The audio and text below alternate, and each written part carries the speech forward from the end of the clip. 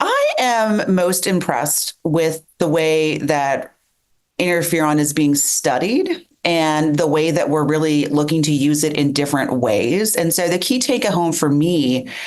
was really the fact that we're not thinking about interferon now only as monotherapy, but we're actually looking at interferon now in combination with other agents like ruxolitinib, which I think is really interesting. And not only are we looking to use it in combination with other agents for the benefit of patients, we're also looking at different dosing strategies. So seeing if that makes a difference from the perspective of responses, and then tolerability from a patient perspective. And so I think the take home way point for me personally, um, again, as a user of interferon, I do use a lot of it, but really I am struck by the way that we are really being creative and thoughtful in combining it with other agents and then really improving upon the way we dose it for the benefit of patients.